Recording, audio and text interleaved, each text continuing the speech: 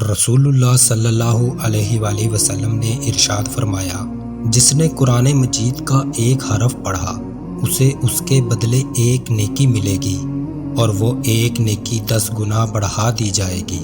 رسول اللہ صلی اللہ علیہ وآلہ وسلم نے ارشاد فرمایا، شیطان اس بات سے نا امید ہو چکا ہے کہ تمہاری اس زمین میں اس کی عبادت کی جائے، لیکن وہ اس بات سے راضی ہے کہ تم دوسروں کو حقیر سمجھتے ہو۔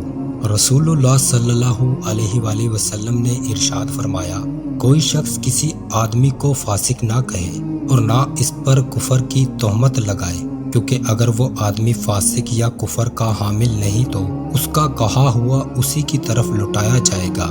رسول اللہ صلی اللہ علیہ وآلہ وسلم نے ارشاد فرمایا، جو شخص 10 مرتبہ سورۃ الاخلاص پڑھے گا اللہ جنت میں اس کا محل تعمیر کرے گا۔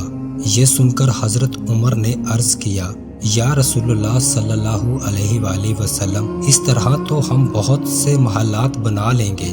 آپ صلی اللہ علیہ وآلہ وسلم نے فرمایا، اللہ بڑی کثرت والا اور بہت عمدگی والا ہے۔